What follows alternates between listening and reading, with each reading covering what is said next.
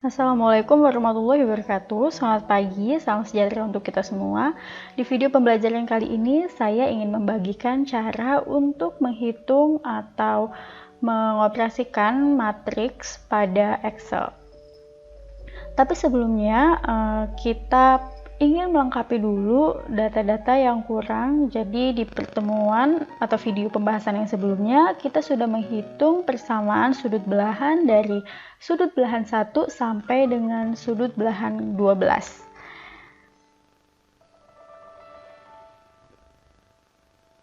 Kita lihat di sini kita punya momen, yaitu momen 1 sampai dengan momen 17. Untuk membuat matriks, kita perlu persamaan yang sama dengan jumlah momen yang kita miliki. Jadi, kalau misalnya kita punya momennya 17, maka kita juga harus punya persamaan sebanyak 17. Di video pembelajaran yang lalu, kita sudah menghitung persamaan sampai dengan persamaan ke-12.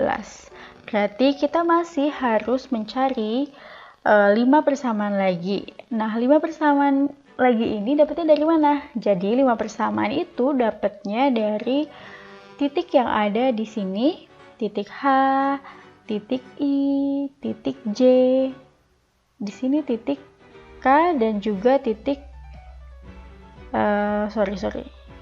di sini titik G ya, titik G,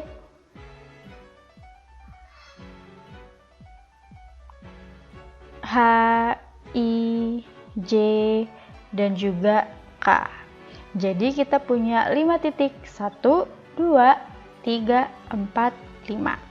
Maka kita cari dulu di setiap titiknya. Titik yang pertama adalah titik G. Sebelum kita ke titik G, jadi penamaan dari momen ini kan kalau saya seperti ini ya, momen 1, momen 2, momen 3, momen 4, 5, 6, 7, 8, seterusnya sampai dengan M17. Jadi ini tidak harus sama urutannya, jadi silakan boleh kalian memberi nama di sini M1, di sini M2, di sini M3, di sini M4, di sini M5, M6, dan seterusnya. Itu boleh, terserah kalian memberi namanya mau seperti apa, tapi yang pasti itu harus sesuai dengan persamaan sudut belahan yang telah kalian buat nanti gitu ya, jadi nggak harus sama. Kita lihat di titik G sekarang. Di sini titik G ada 3 momen yang berada di titik G, yaitu momen 1, M1, M2, dan juga M3. Perjanjian tanda pada persamaan ini yaitu jika searah jarum jam itu positif, jika berlawanan maka tandanya adalah negatif.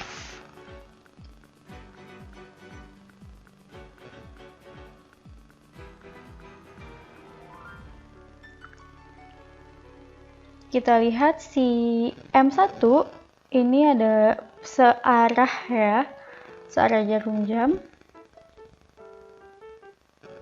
Maka di sini yaitu sigma Mg sama dengan 0, M1 positif ya. Lalu di sini ada M2, kita lihat dia berlawanan atau searah. Berlawanan ya, maka di sini negatif M2.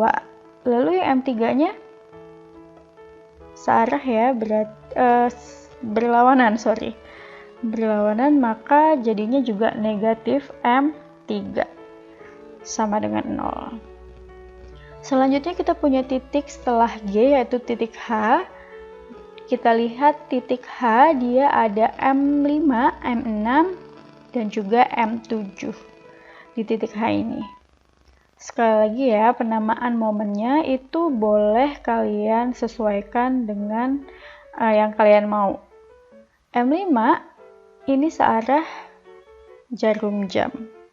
M6 berlawanan. M7 juga berlawanan. Maka di titik H M5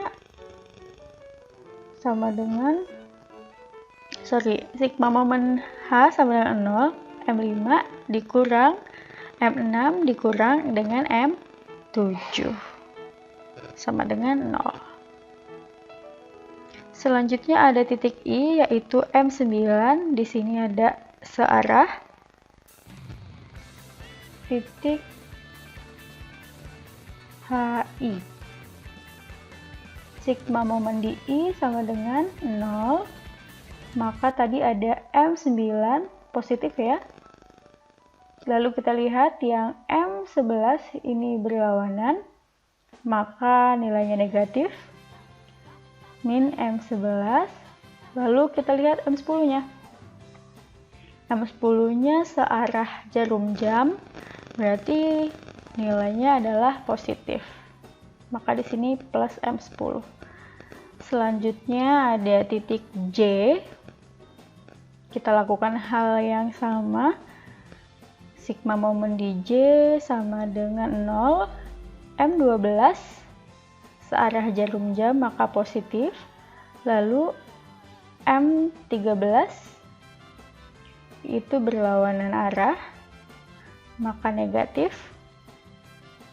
Lalu ada M14 yaitu searah jarum jam, berarti positif M14. Selanjutnya ada titik yang terakhir yaitu titik K. Sigma MK sama dengan 0. Jadi di titik ini momennya harus 0. Kita lihat M15 itu searah jarum jam, maka positif M15.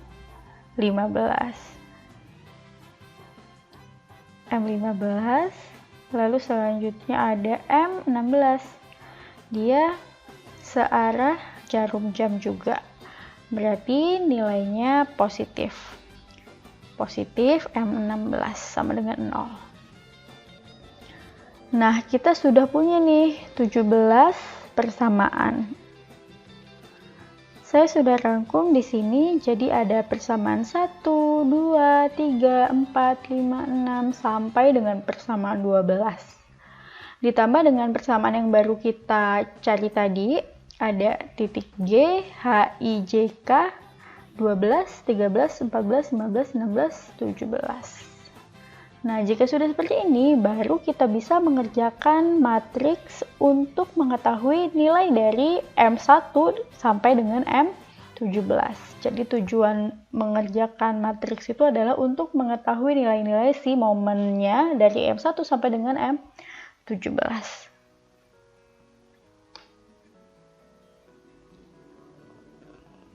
Setelah kita mempersiapkan persamaan sudut belahan yang 1 sampai dengan 17, kita akan membuka Excel, lalu kita akan mengisi sebanyak 17 kolom dan juga sebanyak 17 baris. Karena kita punya 17 persamaan dan 17 momen. Di sini saya mengetik 1 sampai M1 sampai dengan M17 secara mendatar ke samping.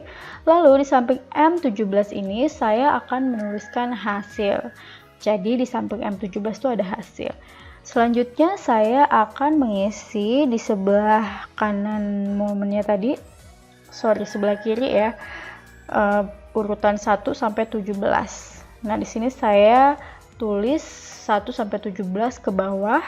Nah, jadi sekarang kita sudah punya kolom dan juga baris yang sama-sama jumlahnya.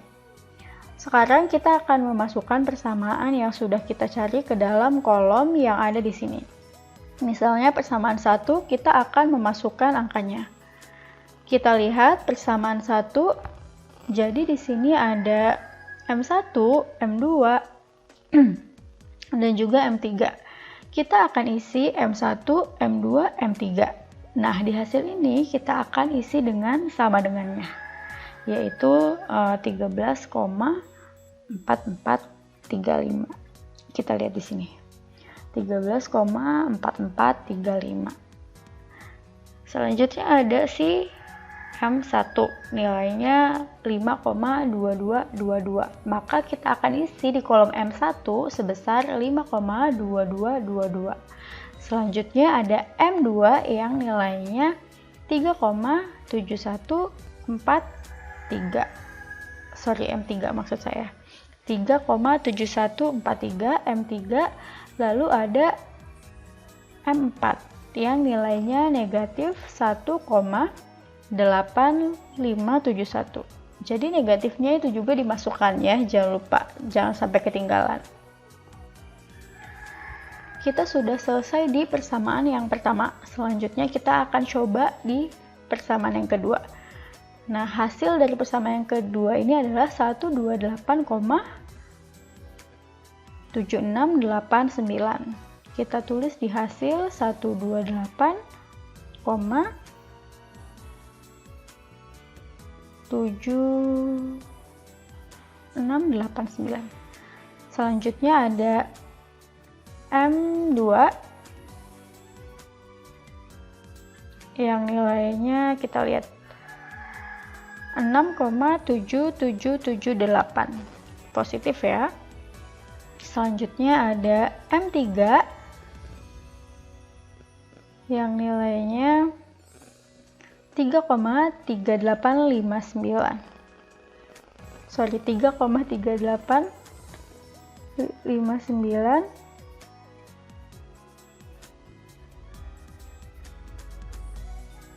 Lalu ada M4 nilainya negatif 1,8571. Kita sudah mengisi persamaan 1 dan juga persamaan 2. Kita masih punya persamaan sampai dengan persamaan 15. Oke, kita isi dulu dari persamaan 3 sampai persamaan 12 dengan cara yang sama seperti mengisi persamaan 1 dan persamaan 2. Jadi kalau M1 ya diisi M1, kalau di persamaannya M9 yang diisi ya kolom yang M9. Begitu seterusnya.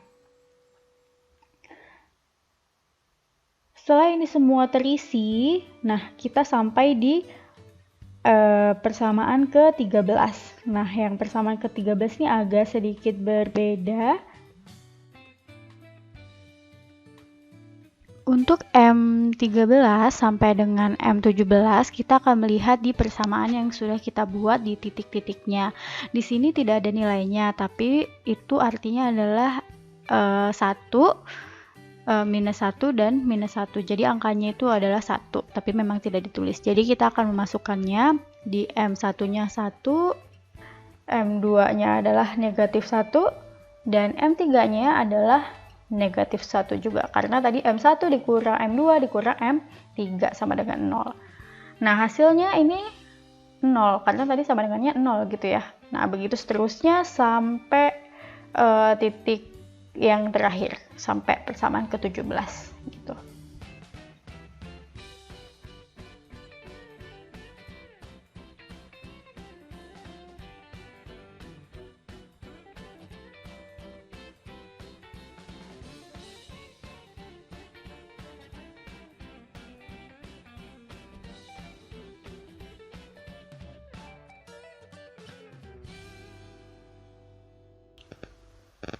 Setelah kita mengisi semua kolom-kolom dan baris-baris ini sesuai dengan persamaan yang kita telah hitung, untuk kolom-kolom yang atau sel-sel yang kosong ini juga harus diisi oleh angka-angka. Maka kita akan mengisi sel-sel yang kosong ini dengan angka 0 di semua sel-sel yang kosong. Jadi semua baris dan kolomnya itu terisi.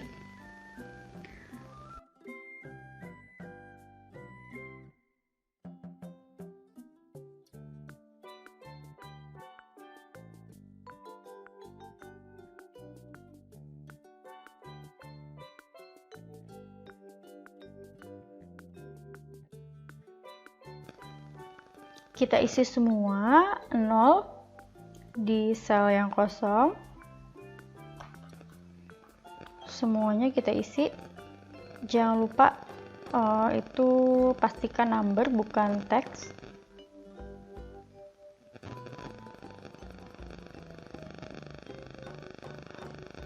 setelah semua selnya terisi penuh, kita akan menghitung M inverse dari matriks yang sudah kita buat tadi, yaitu 17 kali 17. Caranya kita blok sebanyak 17 kolom dan 17 baris. Ini saya sudah buat urutan 1 sampai 17 ke bawah. Dan ini saya buat tabel supaya lebih mudah, jadi supaya saat memblok atau menyorotnya itu tidak ada lebih dan tidak ada kurang. Setelah itu kita ketik formulanya dengan cara sama dengan M inverse, lalu buka kurung, kita sorot yang sudah kita isi tadi data-datanya dari persamaan 1 sampai 17 lalu momen 1 sampai 17, tapi hasilnya itu tidak usah disorot. Lalu tutup kurung, lalu kita tekan tombol F2, lalu kita tekan Ctrl Shift Enter secara bersamaan. Jadi tekan F2 dulu, baru tekan Ctrl and Shift Enter secara bersamaan. Nah, di sini hasilnya value. Kalau hasilnya value, artinya ada sel yang belum terisi. Maka kita cek dulu apakah ada sel yang masih kosong. Nah, di sini saya ketik 0, maka dia langsung ganti semua. Artinya itu sudah oke formulanya. Seperti ini. Selanjutnya, kita akan mengalihkan hasil yang sudah kita dapat dari M inverse tadi dengan hasil yang ada di kolom ini untuk mendapatkan nilai M1 sampai dengan M17.